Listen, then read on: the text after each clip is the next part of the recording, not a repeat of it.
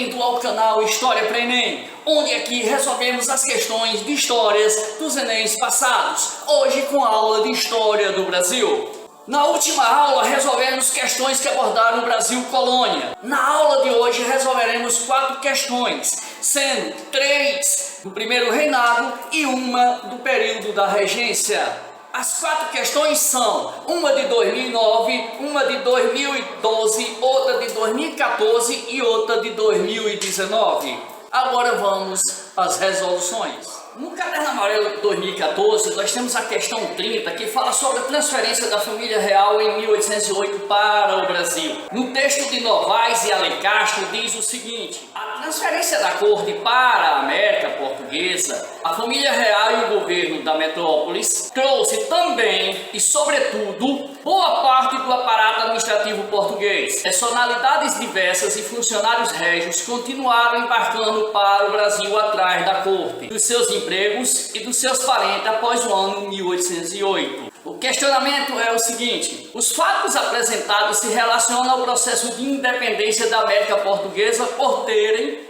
Aí nós vamos ver que a transferência aconteceu em 1808, que vários funcionários régios, ou seja, os funcionários do rei, vão vir depois, ou seja, vão continuar vindo para o Brasil. Isso daí vai fazer com que mais à frente nós tornamos independente de Portugal. Não passamos mais a ser colônia. Por que isso aconteceu? É o que está no questionamento. Nós temos que lembrar que o pacto colonial ou o pacto metropolitano dizia que tudo que entrasse ou saísse da colônia Brasil tinha que ser por intermédio de Portugal. Ou seja, comércio feito do Brasil era feito só entre Portugal. Nós vendíamos tudo para Portugal e comprávamos tudo de Portugal. Portugal comprava das outras nações. E com a vinda da família real em 1808, ao chegar no Brasil, eles tiveram que trazer a metrópolis para o Brasil. É tanto que em 1815 vai se criar o Reino Unido de Portugal, Brasil e Algarves. Por que isso? Porque quando o Brasil passa a ser a sede da metrópolis, nós passamos a comercializar diretamente com outros países, principalmente a Inglaterra, sem intermédio de Portugal. E quando a família real volta para Portugal, os brasileiros já estão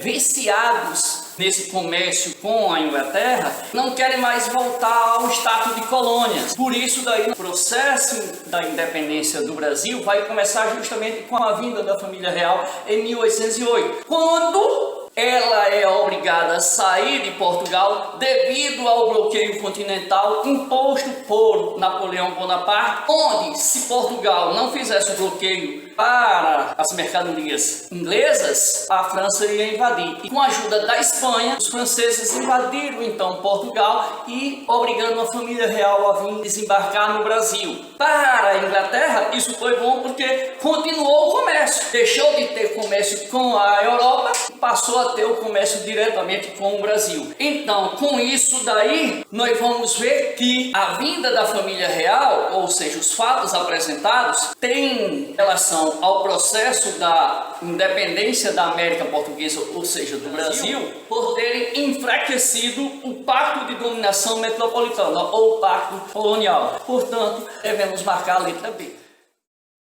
Em 2009, a questão número 1 tem 2 imagens e um texto sobre a família real portuguesa e brasileira, que na verdade são uma só. O texto diz o seguinte: as imagens reproduzem quadros de Dom João VI e de seu filho Dom Pedro I, nos respectivos papéis de monarcas. A arte do retrato foi amplamente utilizada pela nobreza ocidental com o objetivo de representação política e de promoção social. No caso dos reis, essa era uma forma de se fazer presente em várias partes do reino e, sobretudo, de se mostrar em majestade. Temos a figura 1, a imagem 1, de Jean-Baptiste Debré, pintando então Dom João VI em 1817, e temos a imagem 2 de Henrique José da Silva, retrato do imperador, em 1822. Para respondermos essa questão, nós vamos então descartar as alternativas, Por quê? Quando vemos a descrição do quadro, qual eu falei há pouco, já descartamos a letra D, pois a letra D diz: as artes dos retratos no Brasil do século XIX era monopólio de pintores franceses como Debré. O quadro de Dom Pedro I foi Henrique José da Silva, brasileiro que pintou, então já está descartada essa questão. E a letra A diz que as obras apresentam substâncias diferentes no que se diz respeito à representação do poder. Também deve ser descartada, pois não existe diferença da característica do poder. Na letra C, o quadro do monarca tem baixo impacto promocional, uma vez que não estão usando a coroa nem ocupam o trono. Sempre teve impacto, como diz o texto lá em cima. No caso do rei, era uma forma de se fazer presente em várias partes do reino. É uma coisa que hoje os governantes usam,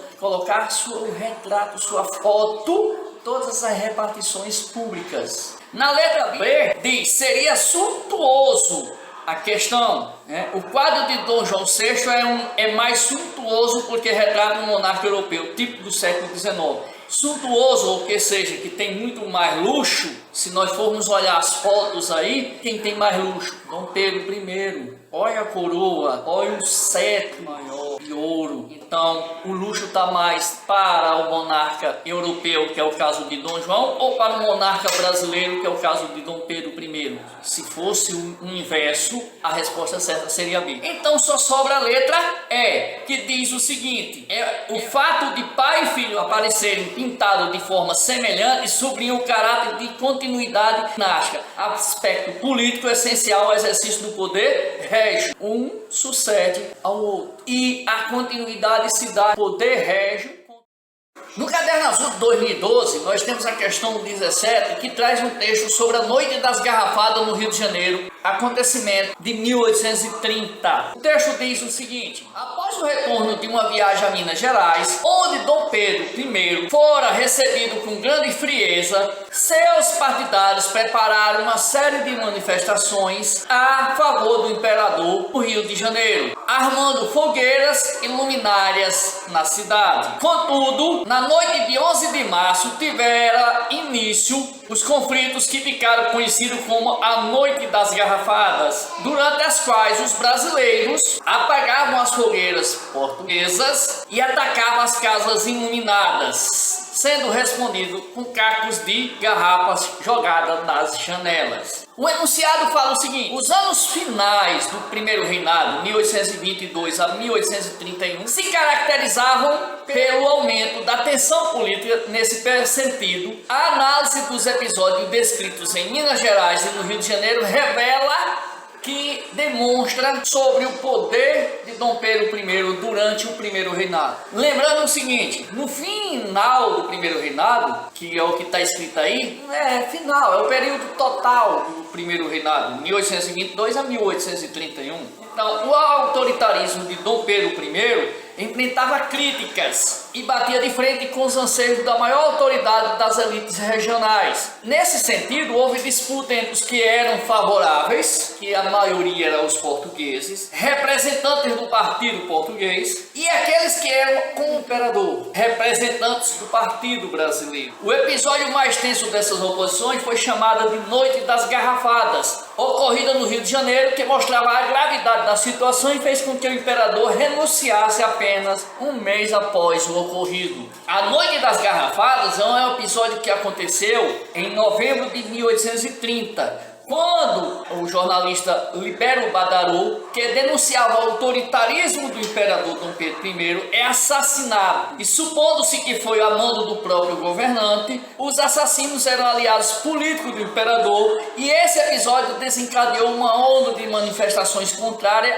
ao governo de Dom Pedro I. Então, vendo esse parte do episódio da Noite das Garrafadas, a resposta está justamente sobre o autoritarismo de Dom Pedro I. Ou seja, a letra E que diz questionamento ao autoritarismo. É o que aconteceu, é o que vai se revelar nos dois episódios descritos no texto.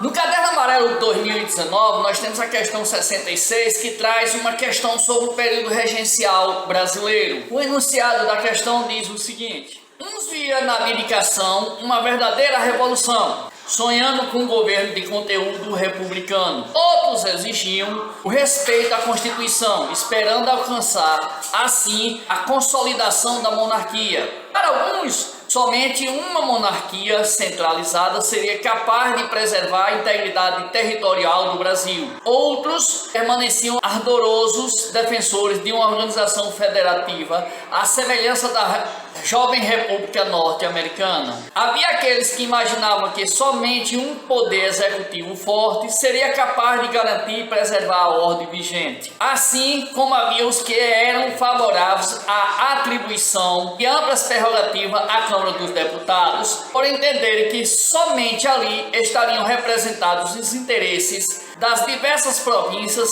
e regiões do Império. Texto de Matos e Gonçalves, O Império da Boa Sociedade. O enunciado fala o seguinte: o cenário descrito revela a seguinte característica política do período regencial. O que o questionamento quer falar é o seguinte: como era o período regencial politicamente? O que está escrito no texto referente a isso? E é que condiz com o que está no texto. Durante a regência imperial brasileira, existia uma grande disputa entre os conservadores e os liberais, por dois partidos políticos que existiam na época. O que poderia levar a crer que a resposta certa é a letra E. Mas nunca foram radicais nessa disputa. Eles não tinham uma radicalização nas disputas eleitorais. Cada um queria ter o poder para si, mas eles não chegavam às vias de fatos. A disputa era para quem ficava no poder, sem precisar entrar numa disputa armada. Ao fazer uma releitura do texto, vemos que se trata de uma indefinição do sistema de governo que deveria ser escolhido para reger o país. Uns queriam o sistema parlamentarista, onde o rei ia dividir o poder com deputados, com a Câmara dos Deputados, no Senado, e outros queriam a monarquia por completo, definida nesse ponto. Então, o país estava dividido, ou seja, existia uma indefinição sobre as bases institucionais, enquanto uns queriam poder monárquico mais forte e outros queriam poder monárquico mais fraco. A resposta certa é a letra C, por causa da indefinição que existia entre os políticos da época do Império Regencial. Bom, galera, foi muito bom estar resolvendo essas questões de história do Brasil sobre o primeiro reinado e a regência. Na próxima aula nós vamos trabalhar as revoltas que aconteceram no Brasil, seja elas nativistas ou emancipacionistas. Aperte esse joinha que está aí embaixo, dê o seu like sempre que possível para nossas aulas. Aperte o sininho que tem aqui em cima para receber as notificações de quando nós postarmos novas aulas para vocês. Agora fiquem com Deus e até a próxima.